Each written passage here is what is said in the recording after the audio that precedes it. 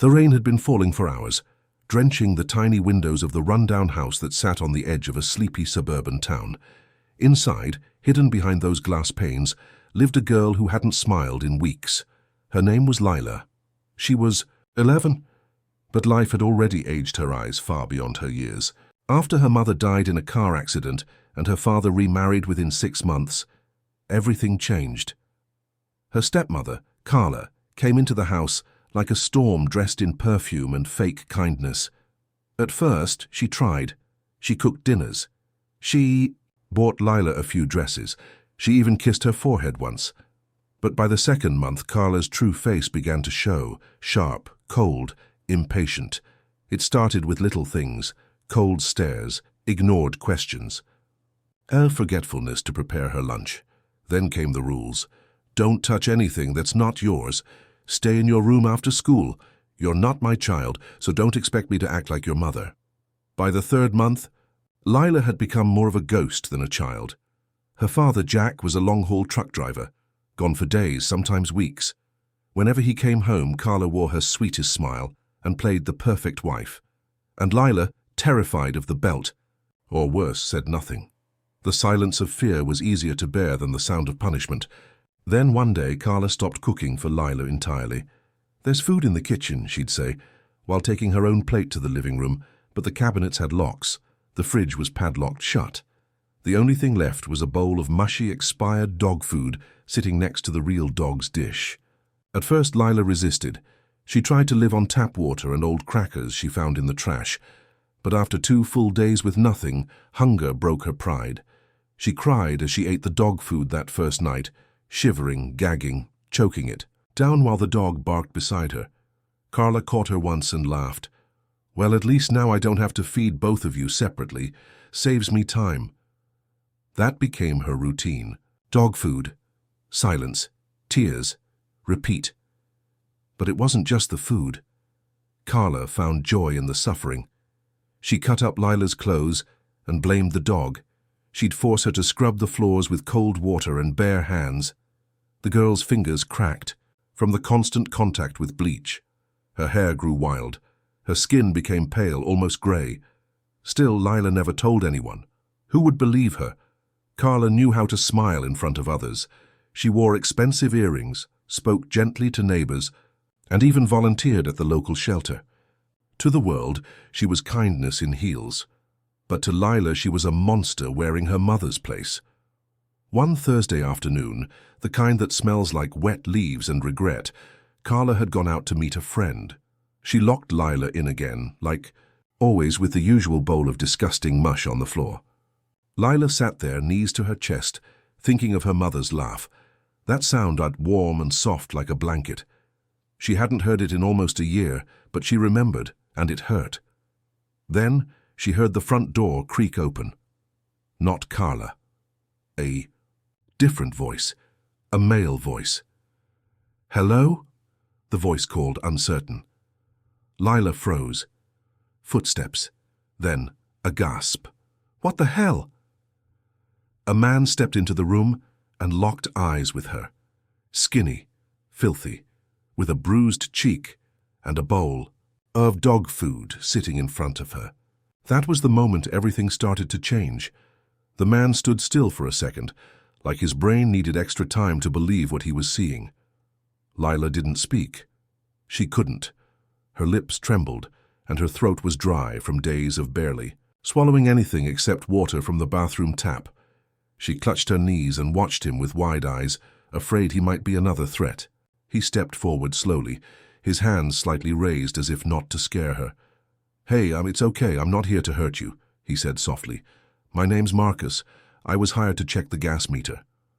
Lila blinked. Gas meter? It didn't. Makes sense, but his blue overalls and toolbox suggested he wasn't lying. Still, fear clung to her like a second skin. She didn't know who to trust anymore. Marcus's eyes scanned the room again. The moldy walls, the foul smell, the locks, on the cabinets, and finally, the bowl of dog food in front of her. His eyebrows furrowed in disbelief and then unmistakable anger. "Are you okay?" he asked, voice trembling now. Lila didn't answer. She wanted to say yes, wanted to say no, wanted to scream, but years of swallowing pain had muted her voice. Marcus noticed the bruises on her arms, the scrapes, the way she flinched when he stepped closer. He crouched down, keeping a safe distance. "You don't have to talk, all right?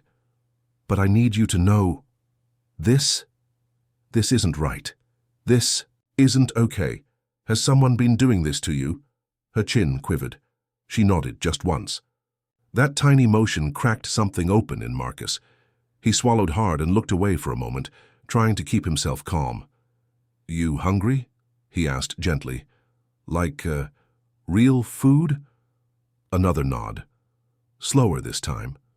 He stood up fast and disappeared down the hallway. She heard the clanking of metal, a grunt, and then the sound of something snapping open. A few minutes later, he returned with a protein bar and a juice box from his van. He handed them to her like precious gold. Lila hesitated, not because she didn't want it, but because she had forgotten how kindness felt. "Go ahead," he encouraged. She opened the bar, hands shaking, and bit into it so fast she choked. Tears rolled down her cheeks, and she didn't care. She hadn't tasted sweetness in weeks. Marcus sat beside her, back against the wall. He didn't speak for a while, just let her eat, drink, breathe. Then he asked the question, "Where's your mom or dad?" She wiped her mouth and whispered, "My mom's dead. My dad's on the road. He drives trucks." Marcus sighed. "And who's here with you?" "My stepmother." He already knew the answer.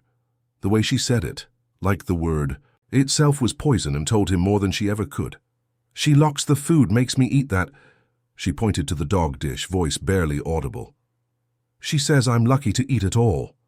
Marcus clenched his jaw. "That woman's a monster." "No one believes me," Lila whispered.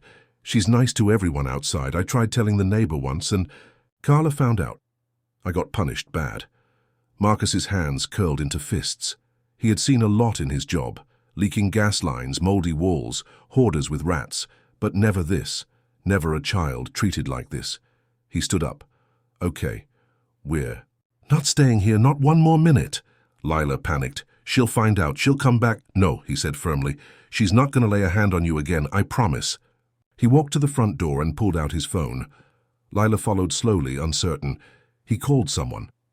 "Yeah, this is Marcus from Allsafe Gas. I'm at 215 Hawthorne. We got a child abuse situation. Severe. Call the cops. I'm staying here until they arrive." Her heart raced. This couldn't be real. She stared at him. This stranger, this man with tired eyes and grease on his shirt, and wondered why he cared, why anyone would. But as the sirens wailed in the distance, and the rain began to fade outside, Lila realized something strange. For the first time in months, she felt safe. The flashing red and blue lights painted the inside of the house in streaks of chaos. Lila sat on the porch, wrapped in Marcus's worn jacket, her knees tucked up to her chest as the cruiser pulled in. She could hear the squawk of radios, the slam of car doors, and the sharp voices of officers stepping out. Marcus stayed beside her, arms crossed and jaw tight, like a man trying to hold himself together with threads. 2 officers approached, 1 male, 1 female. The woman crouched down to Lila's level, her voice soft but commanding. "Hi there, sweetheart. I'm Officer Ramirez. You're safe now, okay? Can you tell me your name?" "Lila," she whispered, barely audible. Ramirez gave a warm smile, but her eyes darted to Marcus for answers. He explained everything, what he saw, the dog food, the locks, the bruises, the filth. The male officer, Torres, went inside. Moments later, his voice echoed from the hallway. "We've got visible signs of neglect. Locked cabinets, chain on the fridge, definitely grounds for removal." Another patrol car pulled in, then an unmarked child services vehicle. It all moved fast, too fast for Lila to process. Ramirez gently placed a hand on her back. "We're going to take care of you now, Lila. No more dog food, no more being locked in." But Lila didn't smile. She wasn't sure how to. Not yet. Then Carla's car screeched into the driveway. She stepped out in high heels and red lipstick, her voice instantly a mix of concern and performance. "Officers, what is going on here? That's my stepdaughter. Is she okay? Ramirez stood between her and Lila. Ma'am, we have serious concerns about the well-being of this child. Carla's eyes narrowed when she saw Marcus. What the hell did you say to them? Who are you even? He didn't flinch. I told them the truth. Something I bet you haven't done in years. Carla's mask cracked for just a second, the scowl creeping through the fake concern. That little brat has been lying again, hasn't she? Always trying to make me look bad. Ma'am, Officer Torres interrupted sharply. Step away from the child. We're placing her in protective custody while we investigate. And if you raise your voice again, we'll add intimidation to the list. Carla froze. She wasn't used to being challenged. Her mouth opened to argue, but the badge shut it quickly. Lila watched from the porch. Carla turned her head slightly, just enough to lock eyes with her. And in that moment, Lila expected to feel fear, like she always did when Carla stared her down. But she didn't, because Marcus was still standing next to her, and the officers were between them now. The social worker knelt down beside her. Hi, Lila, I'm Miss Joanna. I'm going to take you somewhere safe tonight. There's a nice woman named Mrs. Kelly. She's got 2 kids and a big dog, the friendly kind. You'll have your own bed, real food. No locks on the fridge. How does that sound? Lila blinked. Her brain still didn't trust the words, but her stomach ached for real food. Her heart ached for warmth. She nodded slowly. They led her to the car, away from the house, away from Carla's venom-filled eyes. As the door closed, she saw Carla yelling at the officers, wild, desperate, unraveling. But her voice was just noise now. Inside the car, Lila leaned her head against the window. Her eyes burned, but she didn't cry. She was too numb, too exhausted. But then Marcus appeared again, standing by the driveway, watching her leave. He gave her one last look, not pity, not sadness, but a kind of pride, like he believed in her, like he knew she'd make it. She lifted a hand, a small wave. He smiled. The car pulled away. She didn't know what tomorrow would bring or the day after that, but one thing was certain. She wasn't invisible anymore, and maybe, just maybe, someone finally saw her. The ride to the foster home was quiet. Lila kept her head leaning against the cold window, watching the world slide past like a dream she couldn't touch. Houses with lit-up porches, people laughing, dogs running free. It all looked like a different planet, somewhere far away from the place she'd just escaped. Miss Joanna, the child services worker, tried to make small talk now and then. Mrs. Kelly bakes cookies every Saturday, she said, and her daughter loves painting. Maybe you two will be friends. Lila gave a polite nod, but her mouth stayed shut. She didn't want to talk, didn't know how to anymore. Every word felt like a risk, like saying the wrong thing might make this all vanish. They arrived at a small yellow house with flower pots on the porch and wind chimes dancing in the breeze. A dog barked from inside, a deep, happy bark that made Lila's shoulders jump. But the door opened, and a short, warm-looking woman stepped out with flour on her shirt and kindness in her eyes. "You must be Lila," she said, as if they'd met before in another life. "Come on in, sweetheart. I've got warm stew on the stove and a soft bed waiting just for you." Lila hesitated. Mrs. Kelly didn't push. She just smiled and waited. Eventually, Lila followed Joanna up the porch steps and into a home that smelled like cinnamon and fresh laundry. Inside, 2 kids about her age peeked from the hallway, a boy and a girl. They didn't say anything, just watched with curious eyes, unsure if they should smile or stay back. "This is your room," Mrs. Kelly said, leading her to a small bedroom painted a soft blue. The bed had clean sheets, a teddy bear sitting at the corner, and a lamp shaped like a moon. Lila stepped inside like she was walking into a museum, afraid to touch anything. She ran her hand across the bedspread. It was soft, softer than anything she'd felt in months. "Dinner's ready when you are," Mrs. Kelly said gently. "Take your time." They left her alone and Lila sat down slowly. She looked around the room, the window with no bars, the closet with no locks, the door that didn't have a padlock or a warning nailed to it. She cried, Not the loud kind. Just quiet, steady tears. The kind that soaked her cheeks without, shaking her body. She didn't even understand why. Maybe it was the silence or the safety or the smell of real food downstairs. Maybe it was the fact that she didn't feel like a stray animal anymore. That night, she ate stew. Real stew. Hot and salty, with carrots and chunks of meat that melted in her mouth. Mrs. Kelly sat with her, asking nothing, just making sure her bowl stayed full. The other kids joined in too. No questions, no stares, just quiet company. When bedtime came, Lila crawled into the sheets. She didn't dream. Her mind was too tired. But her last thought before sleep was this: I want to stay here. The next morning, Joanna returned. She brought clothes, a toothbrush, and news. Your father has been contacted, she said gently. He's shaken. He's coming home early. Lila's stomach twisted. She didn't know if that meant good or bad. She remembered a time when her father held her hand and kissed her forehead. But that was before Carla. Before everything turned into fear and hunger. Would he believe her now? Or would he still fall for Carla's lies? Joanna saw the worry on her face. He doesn't know what's been happening. He thought you were safe. We told him the truth. And the police have already pressed charges against Carla. Lila nodded slowly. Her thoughts swirled. She didn't know if she wanted to go back, even with her dad. She didn't want to leave this house, this bed, these smells of food and safety. Mrs. Kelly crouched beside her after Joanna left. Whatever happens, sweetheart, she said, you have a home here as long as you need it. We don't let people go hungry under this roof, and no one gets locked away. Lila stared at her. Even if I have bad dreams, especially if you have bad dreams. Lila felt something new then. Not joy, not yet, but hope. A flicker of it. Just enough to breathe a little deeper. The day her father returned was heavy with silence. Lila sat on the edge of the couch, her hands clenched tightly in her lap as the clock ticked louder than usual. Mrs. Kelly offered her a glass of juice, but she barely touched it.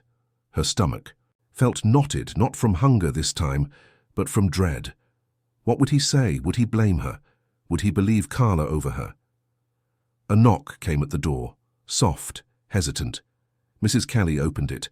There he was, Jack Reynolds. Tall, lean, with sun-darkened skin and deep lines on his face. He wore his old work boots, stained with oil, and his hat was crumpled in his hand like he'd been twisting it the whole ride there. When his eyes landed on Lila, he froze. She looked different, skinnier, older, quieter. Her eyes weren't just tired, they were hollow. Lila, he breathed out, almost like he didn't expect to see her again. She stared at him. She wanted to run into his arms, she wanted to scream, but all she could do was whisper, "Hi." He stepped forward and crouched down, his eyes already filling with tears. "Baby girl, I didn't know. I swear to you. I didn't know she was hurting you." Lila's throat burned. "You weren't there." "I know," he said. "I thought I was doing the right thing. Providing, working. I thought Carla—" He shook his head like he couldn't even say her name anymore. "She told me you were acting out, that you missed your mom and needed tough love. I thought—" It was grief. "It was pain," Lila said quietly, "not grief. She made me eat dog food." Jack's body jerked like the words slapped him. He looked away, ashamed. "I failed you. I let a stranger raise my daughter like she was nothing. I should have seen it. I should have come home more." Mrs. Kelly stood nearby, watching the scene unfold with a quiet strength. She didn't interrupt, but her presence made Lila feel like she didn't have to carry this alone. Jack looked back at her. "I came to take you home, but only if you want to come. If you don't, I'll understand. I'll wait. I'll earn it. I'll go to every parenting class they ask me to. I'll be in your life however you'll let me." Lila's voice was small but sharp. "What if I'm not ready?" He nodded instantly. "Then I'll wait." It was the first time he hadn't tried to decide for her, not since her mom died. And somehow that small gesture meant more than any hug could. Later that day, Joanna came back to check in. She told Lila she could stay with Mrs. Kelly Long as she needed. No pressure, no time limit. And Jack? He started coming by every evening, not with gifts, not with apologies, but with himself. Real, present, quiet. He helped with dishes. He read aloud from the same books they used to read before bedtime when she was 6.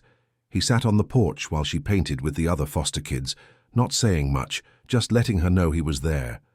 One night, as the sun dipped below the trees and the wind chimes sang their soft song, Lila looked over at him and asked, "Do you know what kind of stew Mom used to make?" He smiled through the ache in his eyes. "Beef and barley. She always put too much time in it." Lila nodded. "You remember. I never forgot." That was the first night she hugged him. Not long, not tight, but enough. Mrs. Kelly saw it from the kitchen window and smiled to herself. Healing didn't come in a straight line.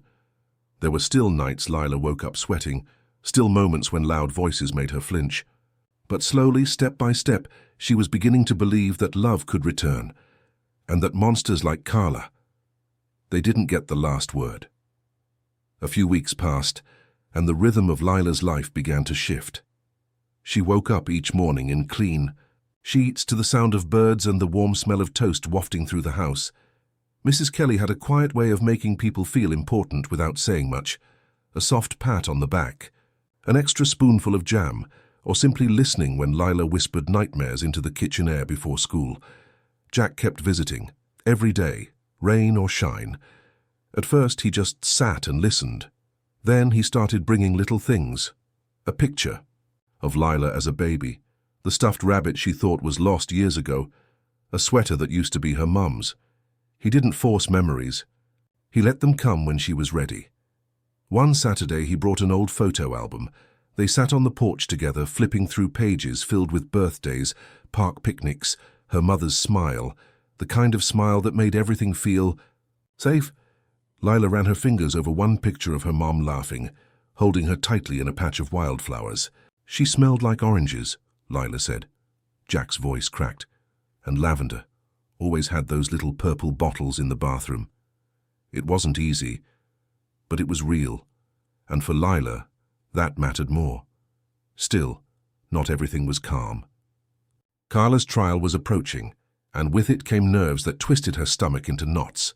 The social worker, Joanna, told her she wouldn't have to speak if she didn't want to, but part of her wanted to, not to punish, but to be heard, to tell the truth in front of people who thought Carla was just a sweet neighbor or a devoted wife. They needed to know what she really was. When the court day came, Lila sat in a small waiting room with Jack holding her hand. He wore his best shirt. She wore a new dress, sky blue with tiny flowers. Carla was already inside when they arrived. Lila could see her through the glass door, dressed in black, fake tears already in place.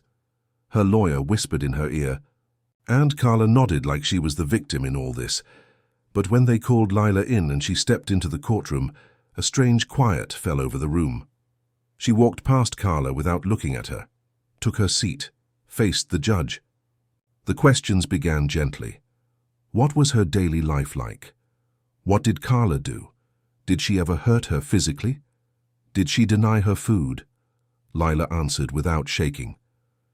"She fed me dog food for weeks. She said it was all I was worth." Gasps echoed behind her. Carla's lawyer objected, but the judge silenced him. "She locked the fridge. She made me clean floors with bleach and bare hands. She told me I was lucky she didn't throw me out." Then the judge asked one final question, and, "How do you feel now?"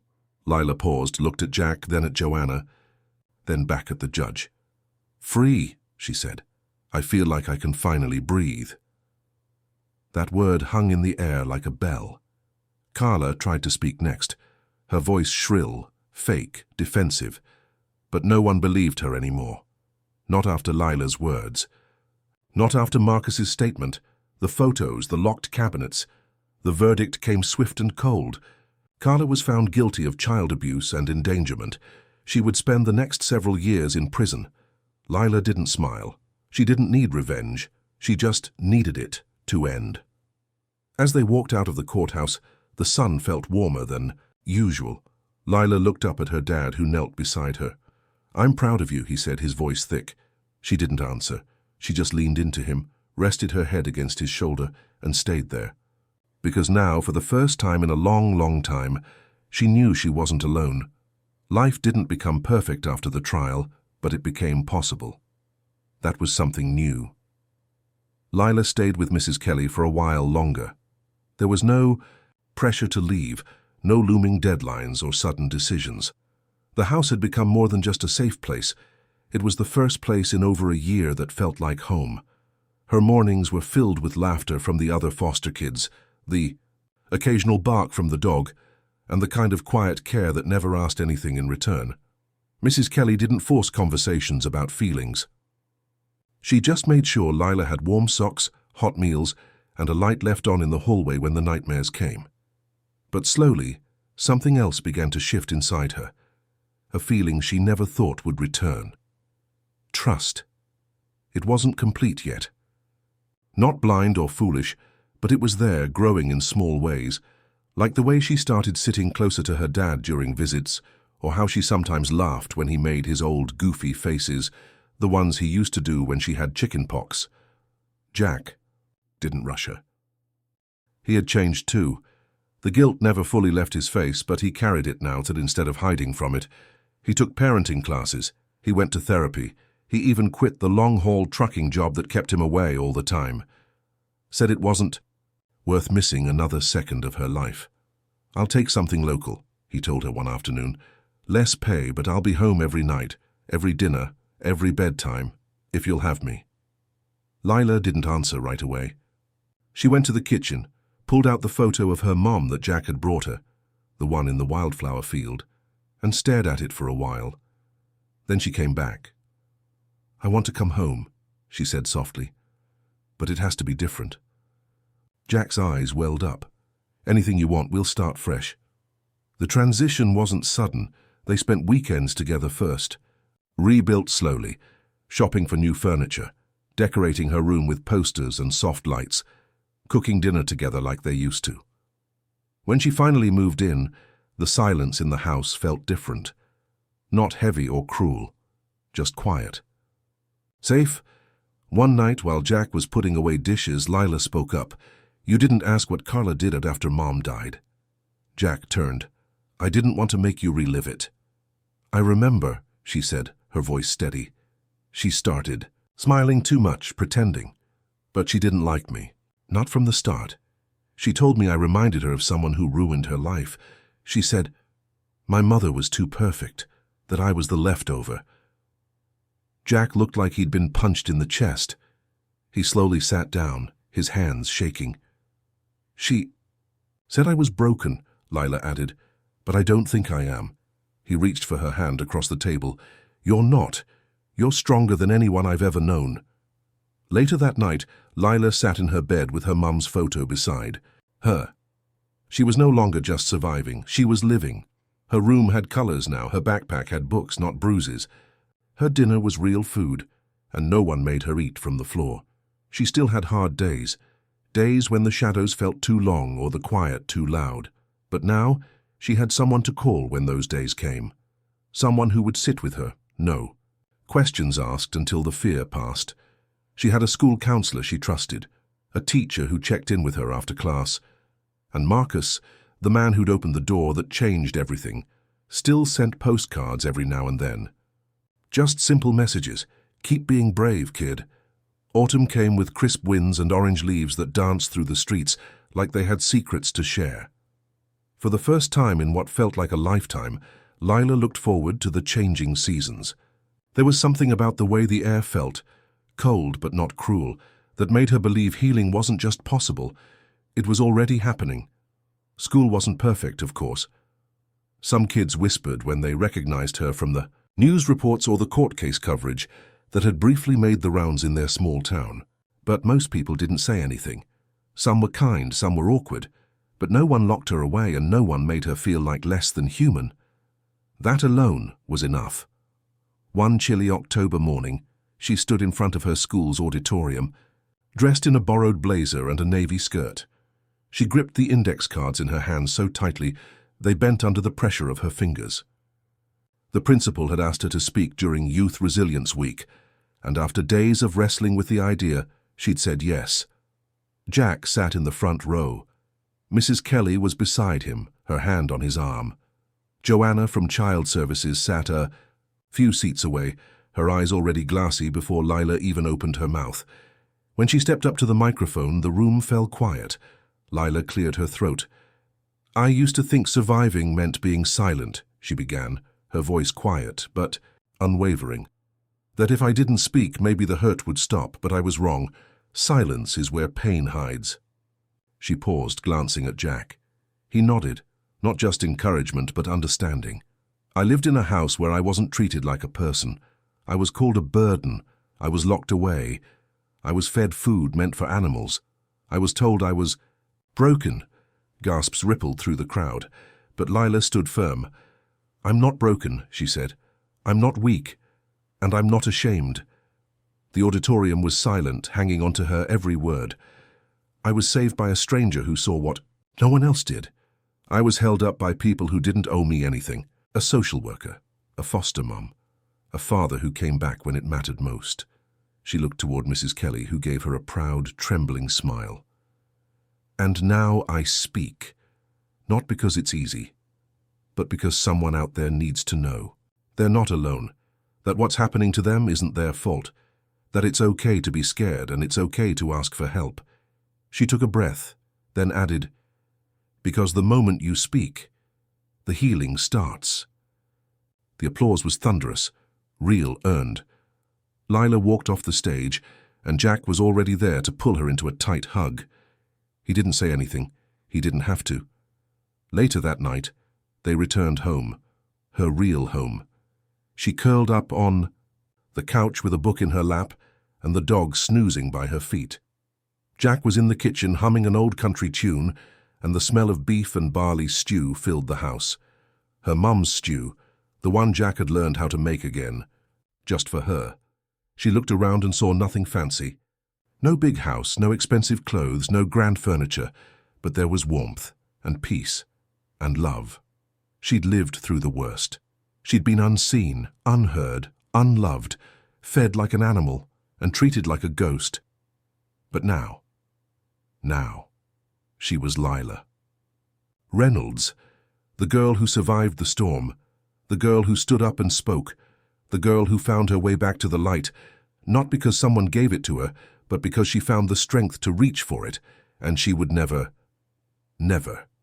be silent again.